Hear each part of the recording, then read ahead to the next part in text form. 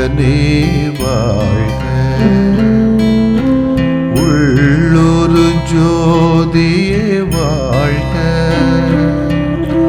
உள்ளம் நிறைந்தோனே வாழ்க. நீங்காதொருவனே வாழ்க.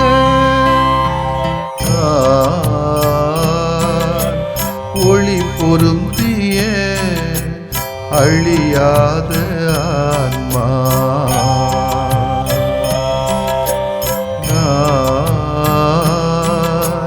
ஒளி பொருந்திய அழியாத ஆன்மா.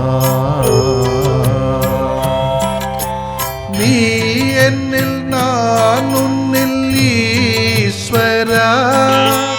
நீ என்னில் நான் உன்னில் ஈஸ்வரா. ஒளி பொருந்திய அழியாத ஆன்மா.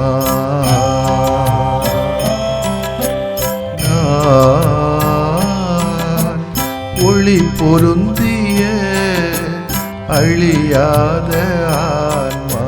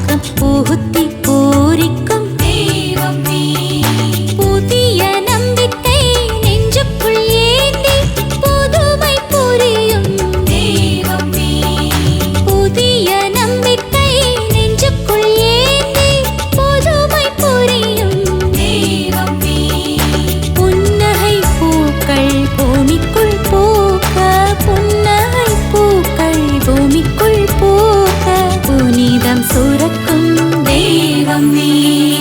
உருகிப் பாடினேன் உன்னை நினைந்து, உருவில் தேடினேன் என்னை மறந்து. உயிரே இறைவா, உள்ளத்தின் தலைவா, உயிரே இறைவா, உள்ளத்தின் தலைவா, உணர்வாய் வாழும் தெய்வமே.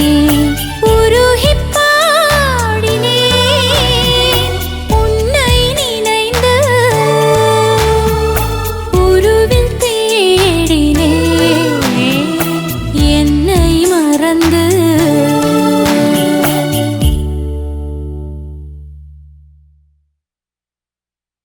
லூக்கா நற்செய்தி அலகு 16 இறை சொற்றொடர்கள் 9 முதல் 15 முடிய. அக்காலத்தில் இயேசு தம் சீடர்களுக்கு கூறியது, நான் உங்களுக்கு சொல்கிறேன், நேர்மையற்ற செல்வத்தை கொண்டு உங்களுக்கு நண்பர்களை தேடிக்கொள்ளுங்கள். அது தீரும் பொழுது அவர்கள் உங்கள் நிலையான உறைவிடங்களில் ஏற்றுக்கொள்வார்கள்.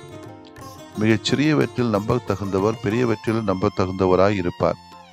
மிகச் சிறியவற்றில் நேர்மையற்றவர் பெரியவற்றிலும் நேர்மையற்றவராய் இருப்பார். நேர்மையற்ற செல்வத்தை கையாளுவதில் நீங்கள் நம்பத்தகாதவராய் இருந்தால் யார் உங்களை நம்பி உண்மை செல்வத்தை ஒப்படைப்பார்?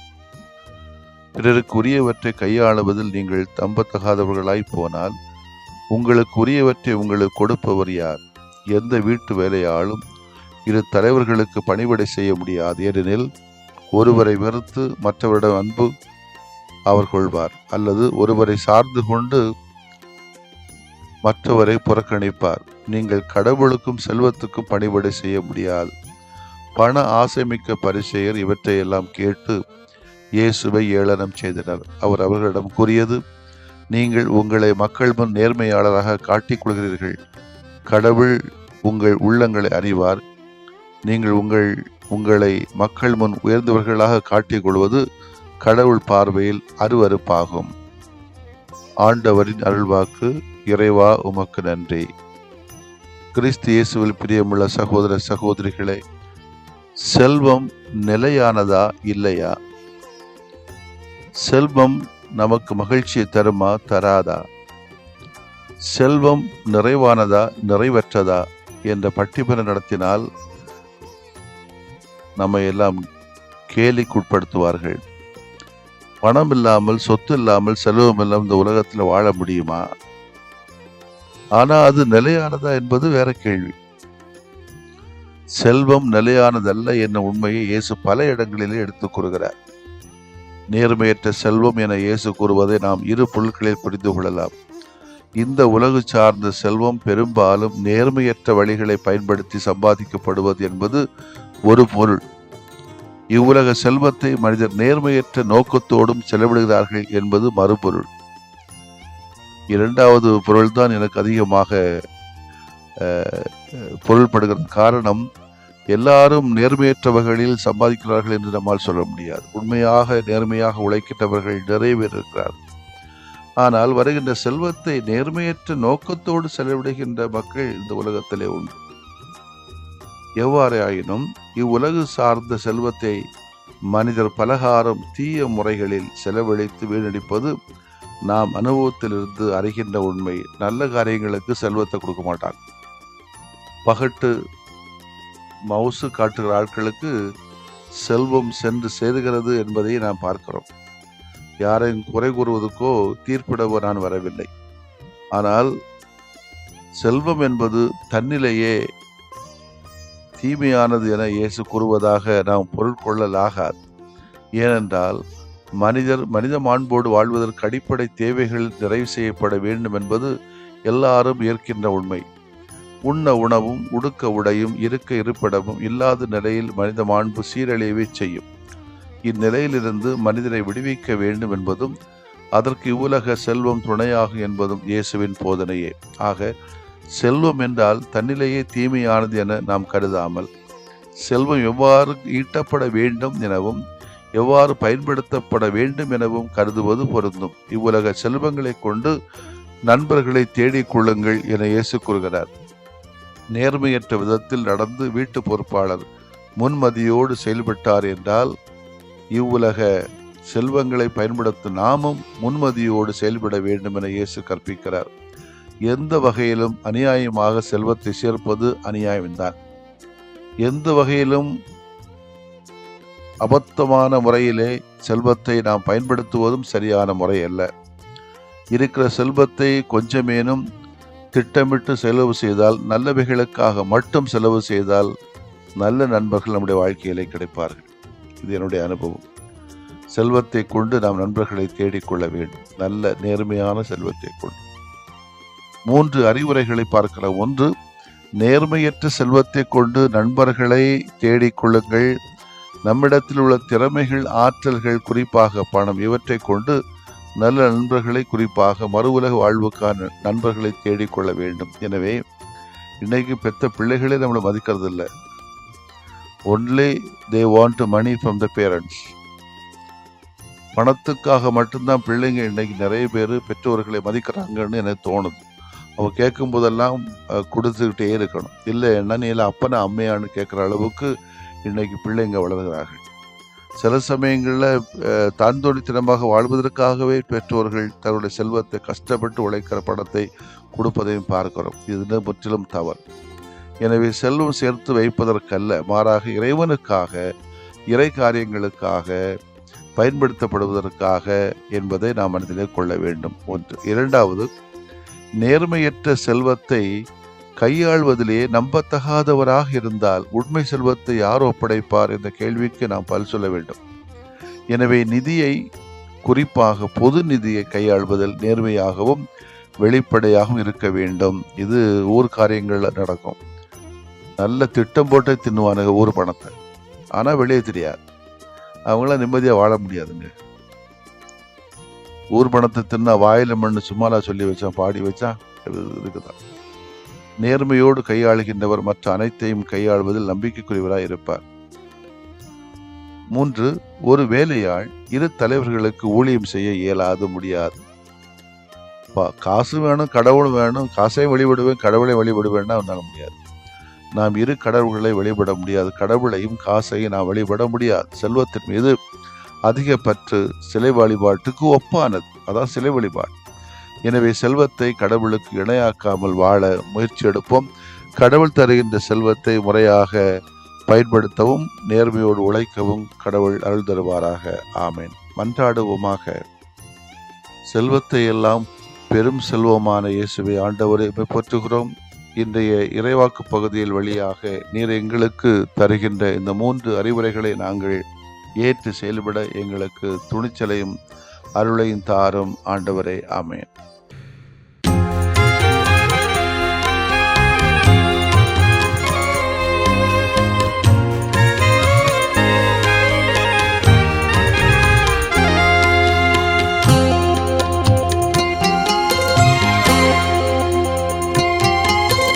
நம்பினேன் ஆண்டவரே நலம் தாருமே, நம்பினேன் ஆண்டவரே நலம் தாருமே.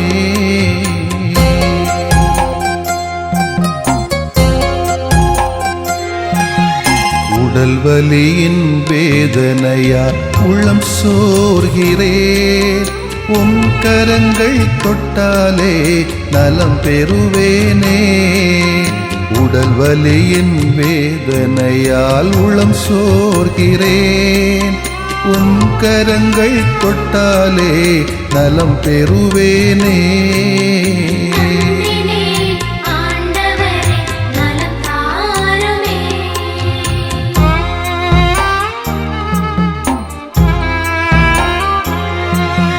தீராத தலைவலியால் நிலைகுலைகின்றேன், தலைவாவும் பாதத்திலே தலை சாய்க்கிறேன். தீராத தலைவலியால் நிலைகுலைகின்றேன், தலைவாவும் பாதத்திலே தலை சாய்க்கிறேன்.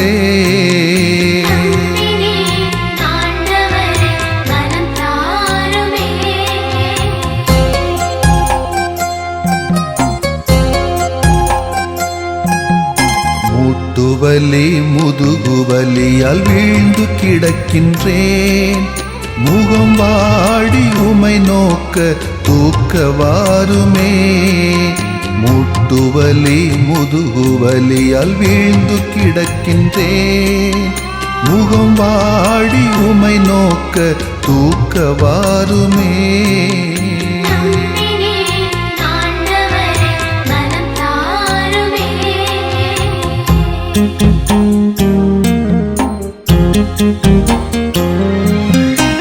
நுரையீரல் இதய நோயால் நொந்து தளர்கிறேன்.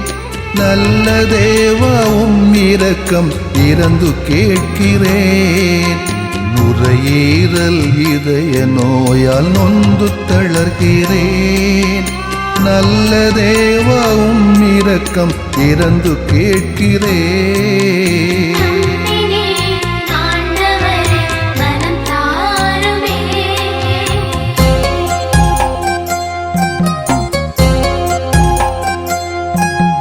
பார்வையும் செவித்திறனும் குறைய காண்கிறேன். பாசமான தெய்வமே என்னை பாருமே. பார்வையும் செவித்திறனும் குறைய காண்கிறேன். பாசமான தெய்வமே என்னை பாருமே.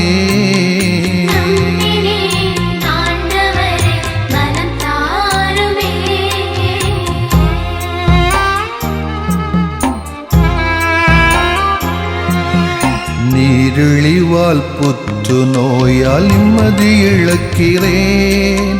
நீரேவும் வல்லமையால் குணம் தாருமே. நீரிழிவால் புற்று நோயால் நிம்மதி இழக்கிறேன். நீரேவும் வல்லமையால் குணம் தாருமே.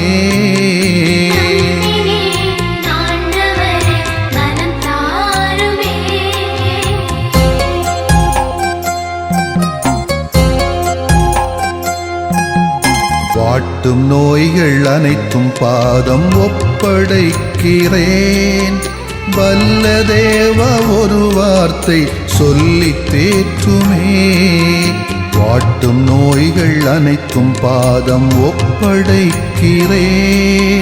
வல்ல தேவா ஒரு வார்த்தை சொல்லி தேற்றுமே. நம்பினேன் ஆண்டவரே நலம் தாருமே. நம்பினேன் ஆண்டவரே நலம் தாருமே. நம்பினேன் ஆண்டவரே நலம் தாருமே. நம்பினேன் ஆண்டவரே நலம் தாருமே.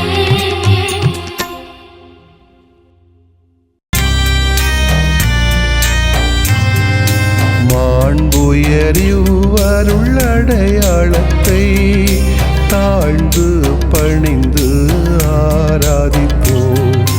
பழைய நியம முறைகள் அனைத்தும் இனி மறைந்து முடிவு பெறுக. புதிய நியம முறைகள் வருக. புலன்களாலே மனிதன் இதனை அறிய இயலா. குறைகள் நீக்க நம்பிக்கையின் உதவி பெறுக.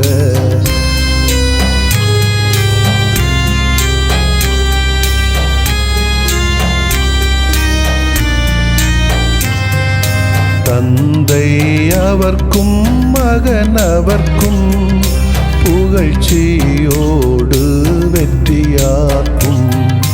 மீட்பின் பெருமை மாட்சிமையோடு வலிமை வாழ்த்து யாவுமாக.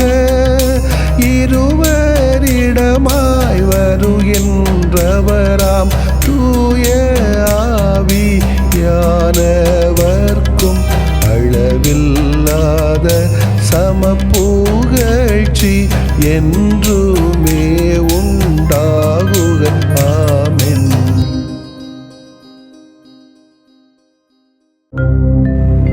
வானின்று அவர்களுக்கு அப்பமளித்தீரே. இனிமையெல்லாம் தன்னகத்தில் கொண்ட அப்பம் இதுவே. மன்றாடுவோமாக. இறைவா, இந்த வியப்புக்குரிய அல்வடையாளத்திலே உம்முடைய பாடுகளின் நினைவை எங்களுக்கு விட்டு சென்றீ. உம் திருவுடல் திருரத்தமாகியவற்றின் தூய மறைபொருளை வணங்கும் நாங்கள் உமது மீட்பின் பயனை இடைவிடாமல் துய்த்து உணர்ந்து மகிழ அருள்வீராக. தந்தையாகி இறைவனோடும் தூய ஆவியாரின் ஒன்றிப்பில் இறைவனா என்றென்றும் வாழ்ந்து ஆட்சி செய்கின்ற உம்மை மன்றாடுகிறோம்.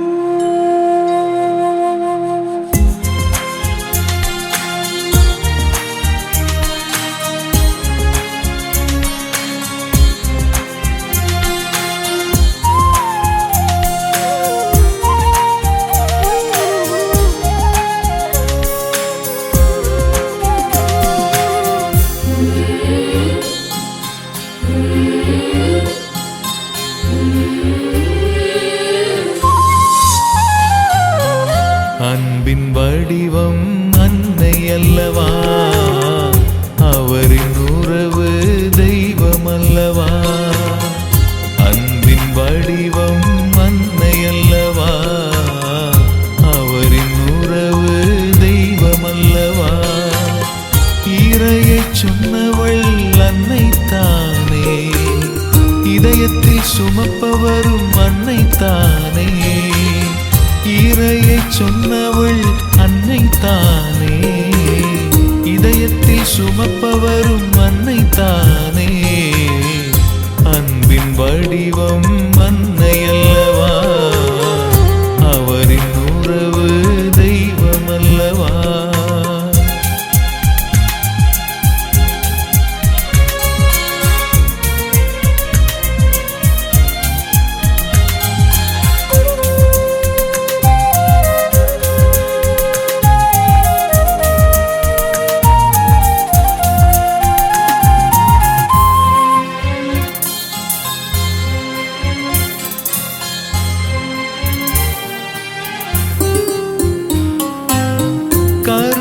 சுமந்து உருவம் தந்தாய், கண்ணயராது காத்து நீதம் வளர்த்தாய்.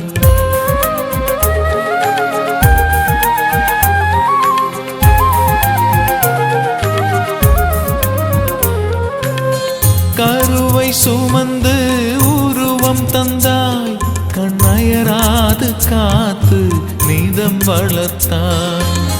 காலமெல்லாம் உன் அன்பை பாடுவே, காலடி அமர்ந்து உன் புகழ் பாடுவே, காலமெல்லாம் உன் அன்பை பாடுவே, காலடி அமர்ந்து உன் புகழ் பாடுவே.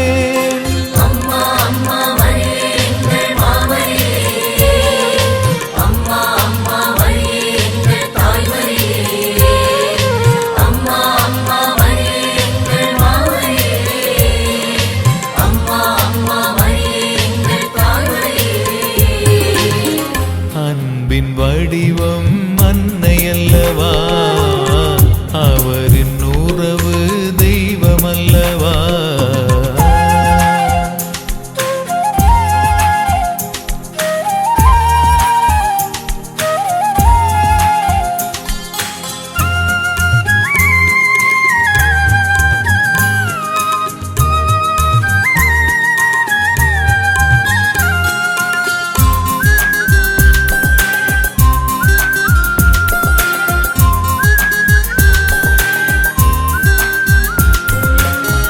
உள்ளம் உருகி என்னை சுமந்தாய், உடன் வழி நடந்து என்னை காத்தாய்.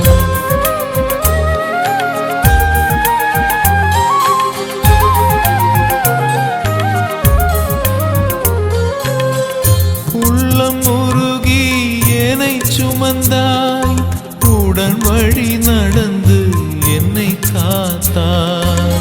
வாழ்வதும் வளர்வதும் உன் அன்பிலே, நேசத்தின் வாசத்திலே உயிர் வாழ்வே.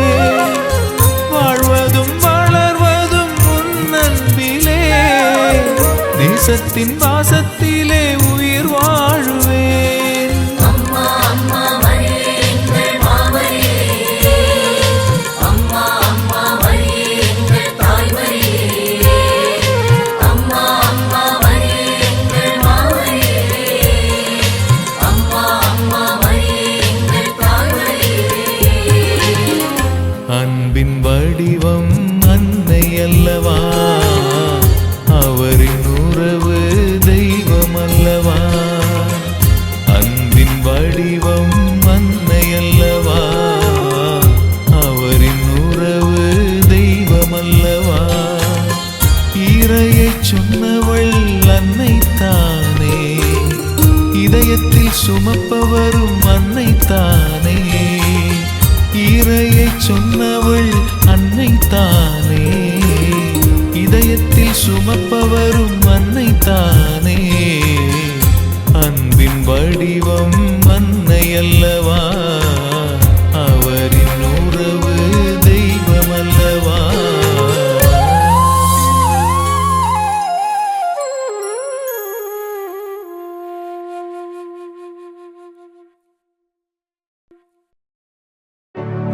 நிலையான புகழுக்குரிய தூய இறை நன்மைக்கு எல்லா காலமும் தொழுகையும் புகழும் போற்றியும் ஆட்சிமையும் உண்டாக கடவது. போற்றியும் ஆட்சிமையும் உண்டாக கடவது. தந்தை, மகன், தூய ஆவியாரின் பெயராலே ஆமென்.